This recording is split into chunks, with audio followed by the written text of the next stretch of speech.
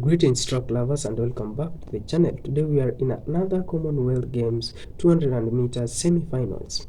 What just happened in these Commonwealth Games 200 meters semi-finals? And more importantly, are we looking at a Jamaican gold medal showdown?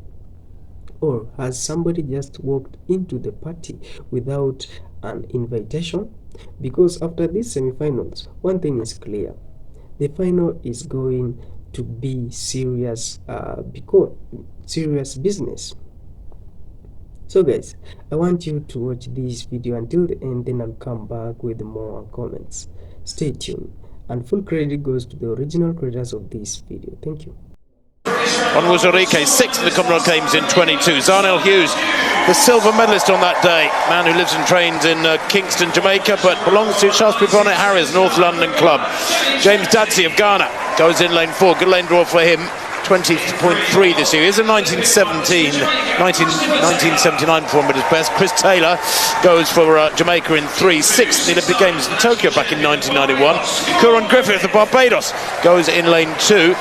Semi-finalist in the 100 here. Wanye Bell of the British Virgin Islands goes on the inside. World Junior Championship 100 meter performer back in 2022. Was a semi-finalist at the NCAA Championship a few weeks back in Eugene, Oregon, in the USA. On the Nigerian, on Wuzurike, 20.18 this year. Hughes inside him. Zarnell Hughes goes in lane 5. And Hughes is the British record holder with 19.73. That was 3 years ago now. Very consistent, Zarnell Hughes.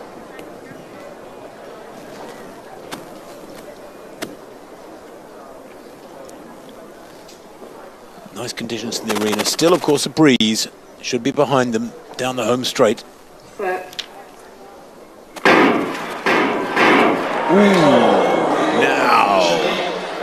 Let's have a look at those reaction times. Can't actually see that anybody broke the rules there. Set off early. Looking at their reaction times, I think maybe that was a faulty start. The camera focusing on Orotile there on the outside. Have a look at it again. Did you spot anything there, Danny? It does look like Orotile, doesn't it? Just gets the jump on them and on the gun. Very, very fractionally, but we'll wait to see what the officials come back with. Well, the readout doesn't indicate that he full started, so I don't think he did. He might have got a great start, but that's might be a shame for him if he did get a superb start. He was the quickest away, although the reaction time only tells half the story. Yep, thought so. Green card, just a faulty start. Nobody having the finger pointed at them. So for the second time of asking then, they have to settle into their blocks very shortly for this first semi-final of 3 in the men's 200 metres. They ran their heats yesterday morning, many of them competing in the 100s on Tuesday evening. They've had 24 hours indeed, more like 30 hours plus to prepare for this. Bell of the British Virgin Islands goes in 1. Griffith of Barbados in 2. Taylor of Jamaica 3. James Dadsey of Ghana in 4. Zarnell Hughes of England in 5. The silver medalist 4 years ago. And Wuzurike of Nigeria in 6. Murphy in 7. Orotile on the outside in 8. This time they get away. Really good running there in lane 4 from James Dadsey. A little slow to get into his running. Zarnell Hughes there in the red and white of England. He's got some work to do here. Also really great from Chris Taylor in lane 3 there for Jamaica. Zarnell Hughes to really pour it on here. He's going to get run right out of this one. Remember, it's only the first 2 are going through by right. And that is it. First 2 plus 2 non-automatic qualifiers from the 3 semis. And that winning time, 20.20. And I do wonder if fresh legs are counting for a lot here in Scotland today. Well, it's been given to Chris Taylor, 20.20 from lane 3. He started wonderfully. He ran 20.36 for second in his heat yesterday. He's just run 20.20. The win plus 3.5 behind them. It's way over the limit. The other qualifier on was Enrique of Nigeria. Great run from him, 20.22, really tight at the line. And then Orotile on the outside, the youngster, third with 20.47, and James Dadsey of Ghana, the other man in the non-automatic qualifying positions at the moment, with 20.52 in fourth. Christopher Taylor coming out of lane 3 gets an absolutely blistering start and runs a beautiful bend as he transitions into the home straight. On Wazariki out there in lane 6. Just positions himself beautifully as he comes into the home straight. But Zarnell Hughes was found wanting then. He was just going backwards in the home straight. He just didn't seem to get into the race, did he, Tim? From the moment the gun went, he just couldn't get on the tail of on Wazarike. No, he got a poor start. Christopher Taylor would have been in his field of vision very quickly because the Jamaican just inside him to his left got away so quickly. Dadsey was quick too. And very Zarnell Hughes, like 6th place there, 20.67. He's run almost a second quicker than that. He's run about 8 metres quicker than that, albeit 3 years ago.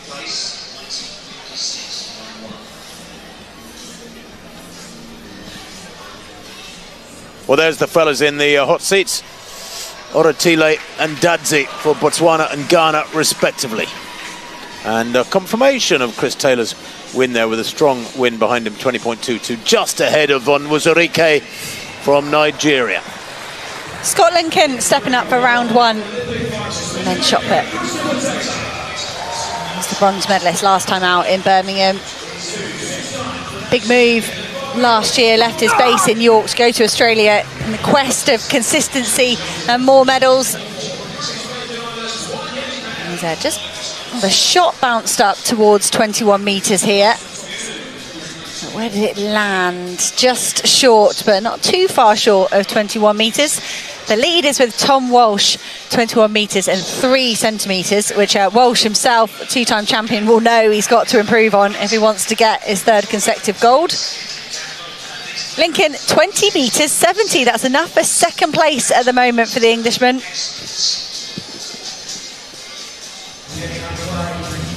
Takes us to the 2nd Indian in the field, Rajindapal Singh Tor. The Indian #1 Asian record holder. Could be looking at our 3rd man over 20 metres here in Tor. I love the way these guys rotate so fast, and particularly when it gets faster with every rotation, and Tor building that momentum from the back of the circle.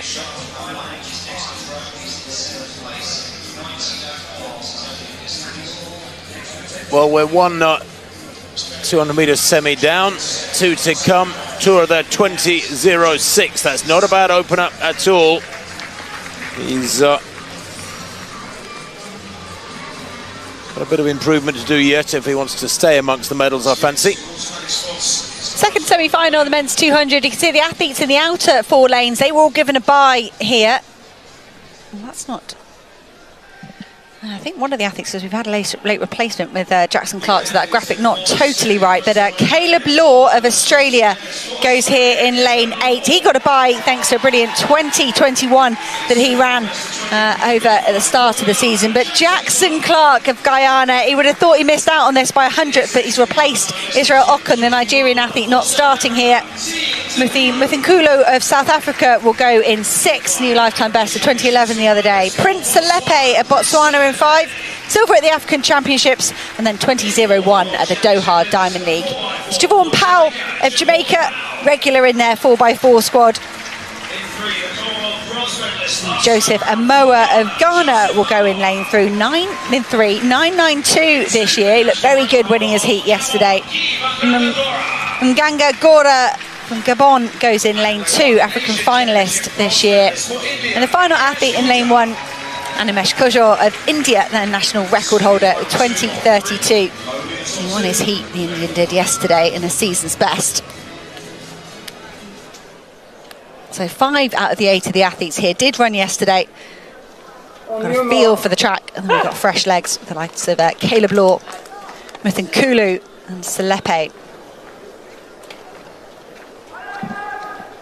They settle into their blocks. Reminder, it's first 2 across the line automatically. Chris Taylor and Onwuzurike running very well in the previous race, down to 20.2 seconds. with a strong following wind.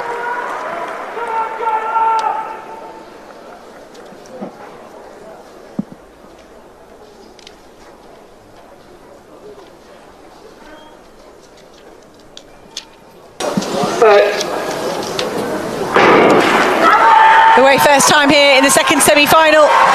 Lots of talented athletes. The one's fastest on paper on the outside here, but it's the Jamaican Javon Powell that's moving well in the middle of the field. Joseph Amoa going with him. Amoa looked very good winning his heat yesterday. He's going to come under pressure here in the last 50 metres. The Guyanan holding strong just to the line. Been credited with 20.24 and a 2.0 following win. That would equal his season's best. And it just looked a little bit a bit casual in the last 10 metres from Joseph Amoa. It was similar yesterday, wasn't it? And they ran a very good 180 and then decided that was probably going to be enough, but Javon Powell didn't give up till the end with only 2 spots available for the final automatically, and the Jamaican was chasing as well. He had to run every inch of the track he had available to him. Yeah, the Ghana athlete Joseph Amoa, as you rightly said, Hannah, he ran a magnificent bend. And he was just easing down into the end. But just coming through really, really strong was Powell and Salipe. They were driving all the way to the finish. He just shut down a little bit too early for me. He was a little bit too relaxed as they come off the bend. Amoa just comes into the home straight from lane 3, just ahead of the rest of the field. And at this point, he just starts to step off the gas a little bit. And you can see Salipe and Powell just coming through to his right-hand side, our left, as we look at him. Well, it was a furious dip to the line from Javon Powell, opposed to Joseph Amoa's slightly chilled. I mean, he's working hard. I don't think he shut it down, but he just didn't dip. And that's a big part of sprinting. He just cruised through, didn't he? And I'll tell you what, I can see on the computer system here that Joseph Amoa, the Ghanaian here on the right-hand side of the screen, has been given the win, but by 2 1,000ths. That will give him a great lane draw when we look towards the final. But it was almost a different story. This has been the fastest race so far in terms of the depth. We saw Prince Salepe and Muthin Kula replace the fastest athletes from the previous heat. They are the 2 time qualifiers at the moment on 20:31 and 20:39. Look at that. I love that from Javon Powell. We've got to look out for him when we go to the final. He's a big part of the Jamaican 4x4 squad, and I think that strength over the longest of the sprints showing at the end of the 200. He'll be happy he just got away with that one. Confirmed result of semi-final 2. Joseph Amoa by 2 1,000ths gets the win from Javon Powell. They're the automatic qualifiers. 1 semi-final left to go. So, Chukwuebuka and Okwechi steps into the circle. Then round 2, the Nigerian silver medalist back in 2018, 4th 4 years ago in this shot put final. That's a nice second heave. He opened with 19 metres 60. He's capable of so much more. He is a 22-metre thrower. Indeed, he's been in great form around 21.5 metres in his last half dozen or so shot put competition. So he knows something big is in there. He really is in the competitive groove, so to speak.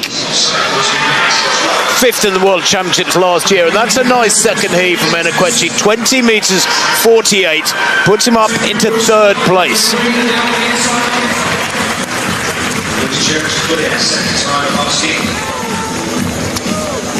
So semi-final 3 then. Emmanuel Aseme, the winner of the 100 metres 2 nights ago in 9.83. He goes in lane 1.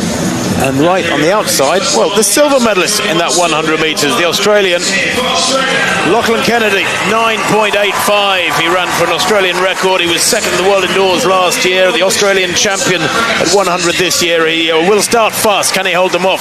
In lane 7 there, inside him, Dumbile of South Africa, 8th in the world championships last year. Aaron Brown goes in 6th for Canada, semi-finalist last year, Canadian champion.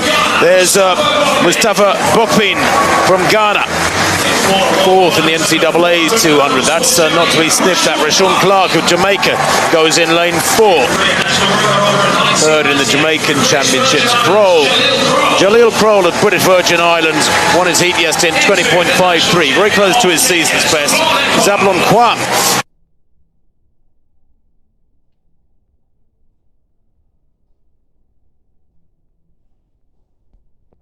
He was second in the 200 heat yesterday in 20.73. That was yesterday morning, when I think he was entitled to feel a little bit tired and maybe a little bit stiff and sore after the 100 late the previous evening. It was far from ideal having to race before midday yesterday, having won the 100. He was fifth at the World Indoors back in Torun in March. So the gold and silver medalists in the 100 2 nights ago, bookending this field. Semi of Cameroon, the champion in 1. Kennedy, the silver medalist in the 100, goes on the outside in lane 8. Really tight bend for Semi to try and negotiate their topper picture in the red in lane 1. He's gone off pretty well though, has Lachlan Kennedy on the outside, also going really well. Inside him is the South African Dambile. Dambile possibly leading into the straight now, but it's going to be really tight. Watch Semi on the inside there, but look at the way they're pulling away now. Dambile and the Canadian inside it. Brown taking 1 and 2 there. 19.82 and the win just over the legal limit. 2.3. Dambile. What a shame. What a shame that it was just over that legal limit. Dear oh dear. It was very, very quick indeed. That second semi-final, 20.24. In the second semi-final, we'll have to look at the non-automatic qualifier positions. Dambile 1982, Brown 1990, Kennedy and Asemi.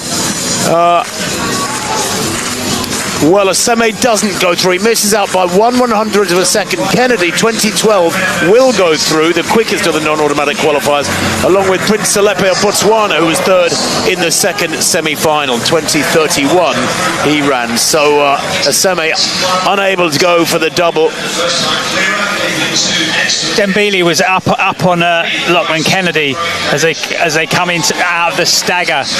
But just look on the inside, the Canadian Aaron Brown, the 34-year-old, just powering through and following Dembele all the way through.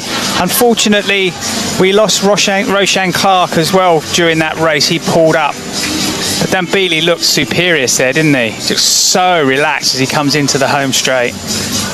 Yeah, the South Africans in really good form, and when you think they are Southern Hemisphere athletes like so many of the others, the Aussies and the Kiwis, they've had their own Southern Hemisphere season back in what is obviously the Northern Hemisphere winter, but they are peaking brilliantly, so many of the South Africans and the Australians for these championships.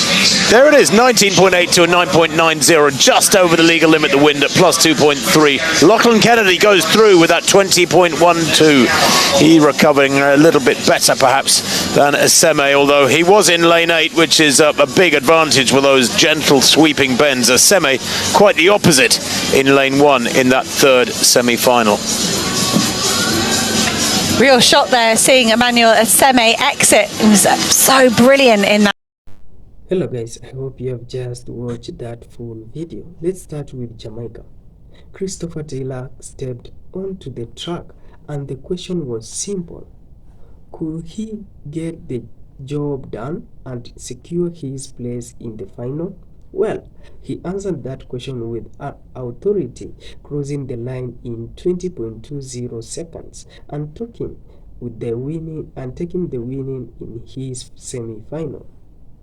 But was that just the beginning of history? Absolutely,